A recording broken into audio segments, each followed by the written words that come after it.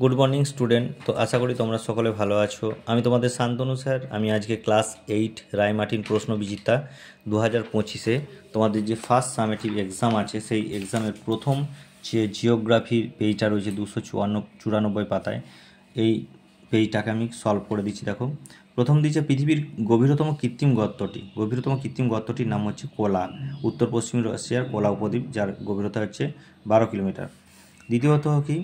দ্বিতীয়ত প্রশ্ন দিয়েছে পৃথিবীর মহাসাগরগুলির তলদেশ গঠিত হয়। পৃথিবীর মহাসাগরগুলির তলদেশ সিলিকন এবং ম্যাগনেসিয়াম দিয়ে গঠিত, যার জন্য এর নাম হচ্ছে সীমা। 3 নম্বর হচ্ছে উষ্ণ প্রস্রবণের জল গরম হয় কারণ কি না ভূতাপ শক্তির জন্য উষ্ণ প্রস্রবণের জলটা গরম হয়। 4 নম্বর প্রশ্ন, পৃথিবী পৃষ্ঠের গড় তাপমাত্রা কত? পৃথিবী পৃষ্ঠের গড় তাপমাত্রা হচ্ছে 15 ডিগ্রি সেন্টিগ্রেড।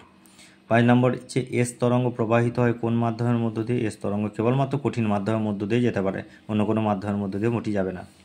6 নম্বর হচ্ছে অন্তঃকেন্দ্রমণ্ডল ও বহিঃকেন্দ্রমণ্ডলের মধ্যে রয়েছে কি না লেহ-ম্যান বিযুক্তি রেখা রয়েছে অন্তঃকেন্দ্রমণ্ডল এবং বহিঃকেন্দ্রমণ্ডলের মধ্যে। 2 শূন্যস্থান পূরণ করো। দেখো 1 নম্বর প্রশ্ন কি দিয়েছে না ভারতের প্রতিবেশী দেশগুলির মধ্যে সার্কভুক্ত নয় কোনটা? ভারতের প্রতিবেশী দেশগুলির মধ্যে সার্কভুক্ত নয় মায়ানমার এবং চীন। 2 হচ্ছে ভুটানের প্রধান নদীর নাম কি? ভুটানের প্রধান নদীর নাম হচ্ছে মানস এবং প্রধান ভাষা কি জাংথা। বিয়ের দাগে শুদ্ধ অশুদ্ধ লেখো। প্রথম দিচ্ছে সার্কের সদস্য দেশের সংখ্যা কটি? 8টি দিয়েছে, এটা হচ্ছে শুদ্ধ 8টি। আচ্ছা, দ্বিতীয় প্রশ্ন, নেপালের প্রধান ভাষা হচ্ছে বাংলা। নেপালের প্রধান ভাষা বাংলা নয়, নেপালি। আচ্ছা, 3 নিচের প্রশ্নগুলি সংক্ষিপ্ত উত্তর দাও, যে কোনো দুটি। এই প্রশ্নের মান হচ্ছে 2 নম্বর করে। প্রথম দিচ্ছে পাকিস্তানের জলসেচ ব্যবস্থা কী ধরনের? পাকিস্তানের জলসেচ ব্যবস্থাটা কি না পাকিস্তানে আমরা জানি কি না পাকিস্তান হচ্ছে বৃষ্টিপাতের পরিমাণ কম, এবং বৃষ্টিপাতের পরিমাণ কম হওয়া সত্ত্বেও এখানে কৃষিকাজ ব্যবস্থা খুব উন্নত।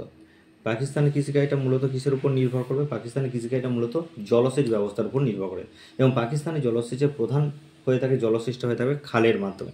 সেই খালগুলো কি হচ্ছে না সিন্ধু এবং তার উপনদীর জলকে বাঁধ দেওয়া হবে, বাঁধ দিয়ে জলাধারা তৈরি করা হচ্ছে, এবং সেই জলাধারাগুলো থেকে একাধিক সেচ খাল কাটা হয়, দিয়ে পাকিস্তানের বেশিরভাগ স্থানীয় জলসেচের মাধ্যমে কৃষিকাজ করা হয়ে থাকে। তাছাড়া কি না উত্তর পশ্চিম পাকিস্তানের যে শুষ্ক অঞ্চল সেখানে সুড়ঙ্গ কেটে ক্যারেজ প্রথার মাধ্যমে চাষবাস করা হয়ে থাকে।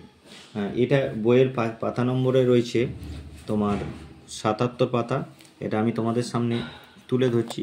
দেখো এখানটাই রয়েছে, সুন্দর করে দেওয়া আছে বইয়ের 77 নম্বর পাতায়। তোমরা লিখে নেবে এখান থেকে দ্রব্য পর্যন্ত, খুব ভালো করে শর্টকাট করে নিচেরা লিখবে। পরের প্রশ্ন কি দিয়েছে না পরের প্রশ্নটা দিয়েছে তোমার নেপালের পর্যটন শিল্প সম্পর্কে যা জানা রাখো। নেপালের পর্যটন শিল্প 75 নম্বর বইয়ের পাতায় রয়েছে। নেপালের পর্যটন শিল্প আমরা কি দেবো না নেপালের কি হচ্ছে না নেপালের বৃহত্তম শিল্পই হচ্ছে পর্যটন শিল্প। বিদেশি মুদ্রা আহরণের বৃহত্তম উৎস, আর পৃথিবীর 10টা উঁচু শৃঙ্গের মধ্যে এখানে 8টা অবস্থিত। তাই পৃথিবী পর্বত আরোহীরা কি হচ্ছে পর্বত আরোহণের দ্বারা আকৃষ্ট হয়ে এখানে আসে, এবং এখানে রয়েছে পৃথিবীর উচ্চতম শৃঙ্গ মাউন্ট এভারেস্ট। এবং তাছাড়া রয়েছে পর্বতারোহীদের বিশেষ আকর্ষণ রয়েছে এখানে কাঠমান্ডু, নাগারকোট, পোখরা, এই সমস্ত জায়গাগুলো এখানে নেপালের দর্শনীয় স্থান। এটা দেখো পেজ নাম্বার, এখান থেকে সুন্দরভাবে এতটা পর্যন্ত করবে। পরের প্রশ্ন দিয়েছে কি সারা পৃথিবী পর্বতারোহীরা নেপালে পর্বতারোহণ করতে আসে।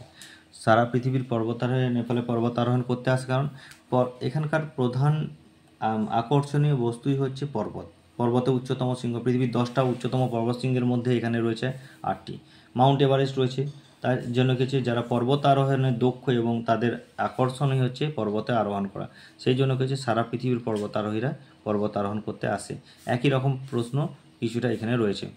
আচ্ছা, এখানে দিয়েছে এটা রায়মার্টিন পেজের 256 পাতায় রয়েছে। সার্ক কত সালে গঠিত হয়? সার্ক গঠিত হয় 1985 সালে 8ই ডিসেম্বর। 1985 সালের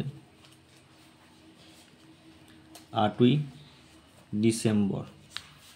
আচ্ছা, পরের প্রশ্ন কি না 4 দাগের প্রশ্ন হচ্ছে দিয়েছে 1 নম্বর যে সিসমোগ্রাফ, এই হচ্ছে 3 নম্বর প্রশ্ন। সিসমোগ্রাফ কি না সিসমোগ্রাফ হচ্ছে ভূমিকম্পের উৎস, কম্পন তীব্রতা এবং কি হচ্ছে গতিবিধি নির্ণয় করার জন্য একটা যন্ত্র, তো এটাকে সিসমোগ্রাফ বলে। কিছু বৈশিষ্ট্য দিতে হবে। এই যন্ত্রের ভিত মাটির গভীরে বসানো থাকে, ভূমিকম্পের সময় যন্ত্রে লাগানো কাগজে আঁকাবাঁকা রেখা ফুটে ওঠে, একে সিসমোগ্রাম বলে। আধুনিক সিসমোগ্রাফে কম্পিউটারের সাহায্যে সূক্ষ্মাতিসূক্ষ্ম তীব্রতা লিপিবদ্ধ করা হয়। এছাড়া ইংল্যান্ডের ভূবিজ্ঞানী জন মিলনে 1892 সালে এই সিসমোগ্রাফ যন্ত্রটি আবিষ্কার করেছে। এটা আমি লিখেছি, নোটটা খুব সুন্দরভাবে লেখা হয়েছে, দেখবে। আচ্ছা, নেক্সট প্রশ্ন কি না, প্রশান্ত মহাসাগরীয় আগ্নেয়মেঘলা। প্রশান্ত মহাসাগরীয় আগ্নেয়মেঘলাটা কি না, প্রশান্ত মহাসাগরীয় আগ্নেয়মেঘলা হচ্ছে প্রশান্ত মহাসাগরের চারপাশে আমরা কি দেখেছি, প্রশান্ত মহাসাগরের চারপাশে পৃথিবীর প্রায় 70% আগ্নেয়গিরি বলয়ের মতন ঘিরে রয়েছে, এবং প্রত্যেকটা আগ্নেয়গিরি হচ্ছে সক্রিয় আগ্নেয়গিরি। ঠিক আছে, প্রত্যেকটা আগ্নেয়গিরি প্রায় সক্রিয় আগ্নেয়গিরি, এবং অভিসারী পাত সীমানা বরাবর কিছু অসংখ্য আগ্নেয়গিরি গড়ে উঠছে। এর দুটো বলয় রয়েছে, একটা পূর্ব উপকূলীয় বলয়, একটা পশ্চিম উপকূলীয় বলয়। পূর্ব উপকূলীয় বলয়টা কোথা থেকে না, দক্ষিণ আমেরিকার হর্ন অন্তরীপ থেকে একদম কী হচ্ছে উত্তরে কী হচ্ছে না, দক্ষিণ আমেরিকার হর্ন অন্তরীপ থেকে উত্তর রকি পর্বতের উত্তর সীমান্ত পর্যন্ত বিস্তৃত, এবং এখানে 106টি আগ্নেয়গিরি অবস্থিত। এখানকার আগ্নেয়গিরিগুলোর মধ্যে রয়েছে কটোফ্যাক্সি, পিলি, একাঙ্কা গুহা প্রভৃতি। আর পশ্চিম উপকূলীয় বলয়গুলো যেগুলো রয়েছে, পশ্চিম উপকূলীয় বলয়গুলোর মধ্যে রয়েছে এশীয় পাতের নিচে প্রশান্ত মহাসাগর পাতে নিমজ্জনের ফলে উত্তরে বেরিং প্রণালী থেকে দক্ষিণে নিউজিল্যান্ডের দক্ষিণ অংশ পর্যন্ত 304টি আগ্নেয়গিরি এই বলয়ে লক্ষ্য করা যায়। জাপানের ফুজিয়ামা, কাকাতোয়া এখানে রয়েছে। এই নোটটাও সুন্দরভাবে তুলে দেওয়া হয়েছে তোমাদের সামনে।